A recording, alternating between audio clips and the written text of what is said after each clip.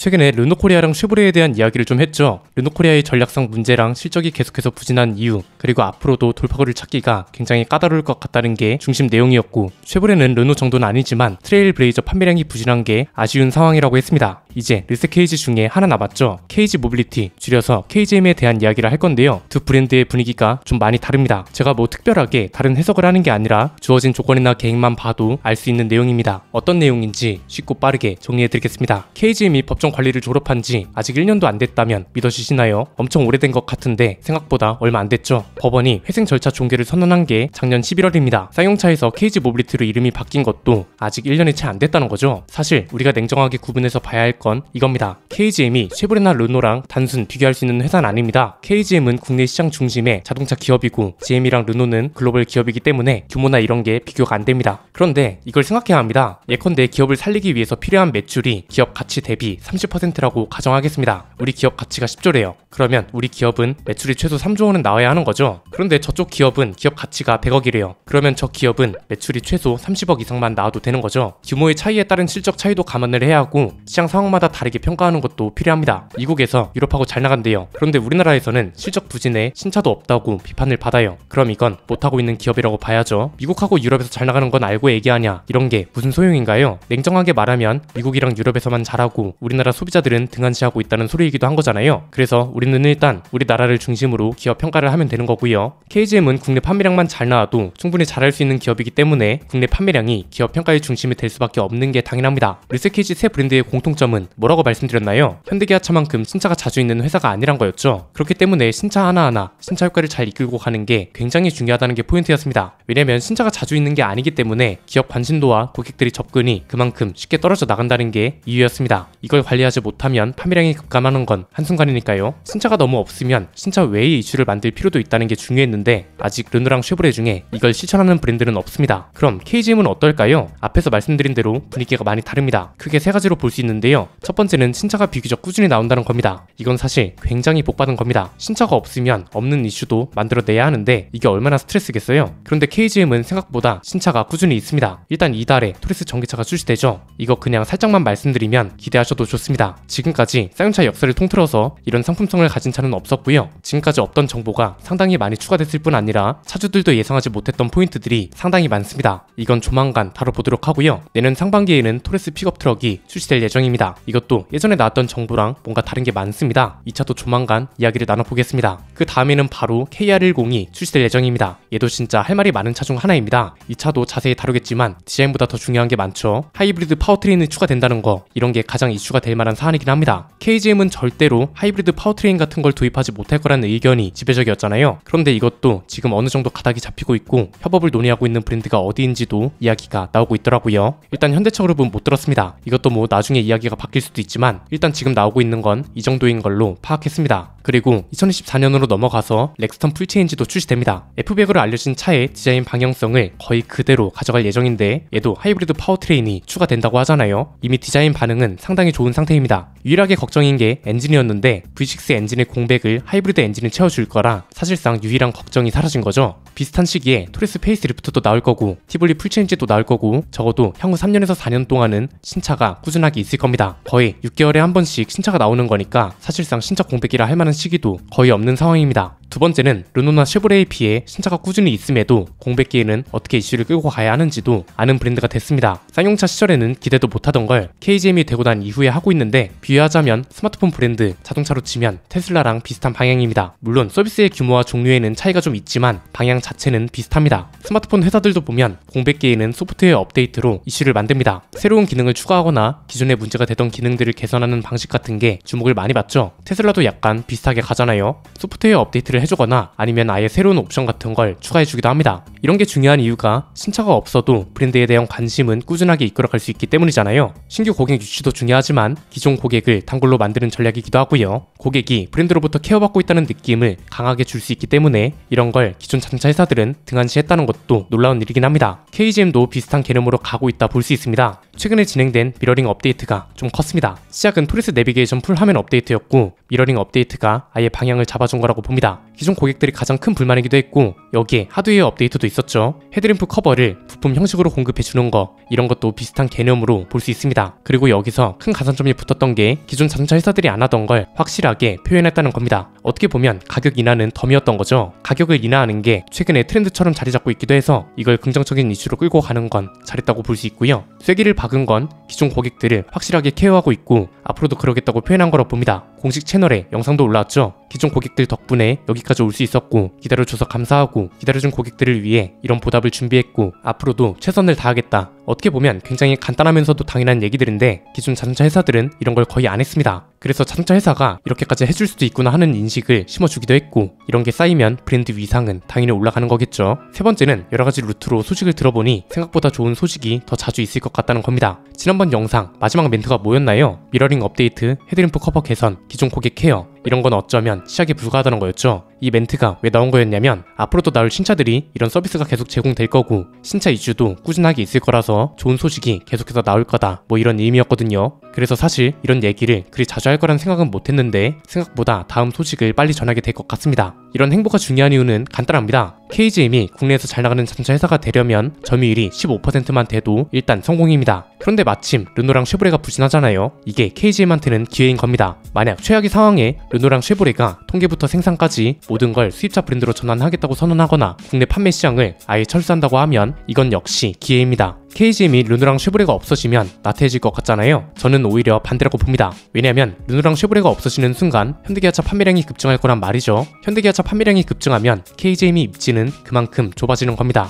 입지가 좁아지면 새로운 돌파구를 찾기가 굉장히 힘들어집니다. 신차를 만들어도 관심받기 힘들고 신차 휴가를 길게 끌고 가기도 어려워집니다. 그렇게 판매량이 빠지면 다시 1년 전에 어려운 상황으로 되돌아가는 거죠. 그래서 오히려 더 긴장할 수밖에 없고 현대기아차가 있는 이상 시장에서 살아남기 위해서 뭐든 하려 할 겁니다. 그래서 저는 기회가 굉장히 많은 상황이기도 하면서 회사 자체적으로 가지고 있는 계획들도 생각보다 매력적이라서 긍정적인 이미지를 어떻게 끌고 갈 수 있을지 그리고 기존 고객들의 불만을 어떻게 최소화할 수 있을지만 제대로 집중해도 점유율 상승은 금방 올 거라 봅니다. 불과 작년까지만 해도 망할 거다, 문 닫을 거다, 희망이 없다 이런 말을 듣던 회사입니다. 그런데 1년도 안 돼서 미래를 전망하고 비전을 제시할 수 있고 그리고 이런 비전을 결과로 만들어내는 회사가 될 거라는 걸 상상이나 했나요? 오늘 내용은 여기까지입니다. 내용이 유익하셨다면 구독과 좋아요 알림 설정 부탁드립니다. 지금까지 저는 안피디였습니다. 감사합니다.